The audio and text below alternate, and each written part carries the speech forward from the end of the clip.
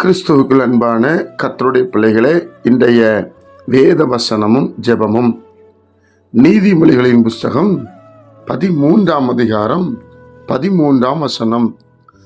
திருவசனத்தை அவமதிக்கிறவன் நாசமடைவான், கற்பனைக்கு பயப்படுகிறவனோ பலனடைவான். என் அன்பு கர்த்தருடைய பிள்ளைகளே, திருவசனத்தை அவமதிக்கிறவன். இப்போ கர்த்தருடைய பிள்ளைகளாகிய நாம ரொம்ப கவனமாக இருக்க வேண்டியிருக்கிறது. வேத புஸ்தகத்தில் பல இடங்களில் இந்த மாதிரி பயங்கரமான எச்சரிப்பு செய்திகள் இருக்கிறது. அதை நம்ம தேடி வாசிக்க வேண்டும். அப்பொழுதுதான் எதை செய்ய வேண்டும், எதை செய்யக்கூடாது என்பது நமக்கு தெரியும். தேவனுடைய பிள்ளைகளே, இந்த வேத வசனம் என்பதுதான் திருவசனம். இந்த வசனத்தை அவமதிக்கூடாது. அப்படின்னா இதெல்லாம் எப்படிங்க நடக்கும் அப்படி சொல்லக்கூடாது. கட்டாயம் நடக்கும். தேவனுடைய பிள்ளைகளே, இதுக்கெல்லாம் உயிர் இருக்கிறது. இந்த வார்த்தைக்கு உயிர் இருக்கிறது. தேவனுடைய பிள்ளைகளே, நீங்கள் வீட்டில் பாருங்க, உங்கள் மனைவியோ இல்லை உங்கள் கணவனோ இல்லை உங்கள் பிள்ளைகளோ நீங்கள் இங்கே வாங்க போங்கன்னு சொன்ன பொழுது அந்த வார்த்தைக்கு உயிர் இருக்குல்ல. உடனே வர்றாங்க போகிறாங்க, இதை வாங்கிட்டு வாங்கன்னா வாங்கிட்டு வர்றாங்க, ஸ்கூலுக்கு போனால் போகிறாங்க, சர்ச்சுக்கு போனால் போகிறாங்க. அந்த வார்த்தைக்கு வல்லமை இருக்கிறது.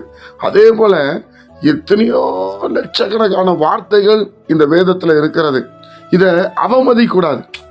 அது கரெக்டு அப்படி என்று சொல்லக்கூடாது பிரியமானவர்களே. அப்படின்னா நாசமடைவானா.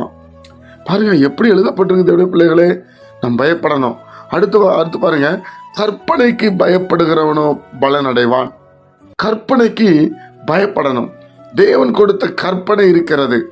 தேவன் அதை எழுதி வைத்திருக்கிறார். இந்த வேத புஸ்தகம் தான் நமக்கு வெளிச்சம். இதன்படி நடந்தா போதும் பிரியமானவர்களே. வாழ்க்கையில சமாதானம், சந்தோஷம், மனநிறைவு, மேன்மை நமக்குள்ள வந்து கொண்டே இருக்கும். அதனால திருவசனத்தை அவமதிச்சிடாதீங்க. அதை ஒரு பொருட்டா எண்ணாம போயிடாதீங்க. ரொம்ப முக்கியம். வசனம் தான் நம்மளை கொண்டு போகும். வார்த்தை தான் நம்மளை பரலோகராஜ்யம் கொண்டு போகும். வேதத்தை தேடி தேடி வாசிங்க, நேசிச்சு வாசிங்க.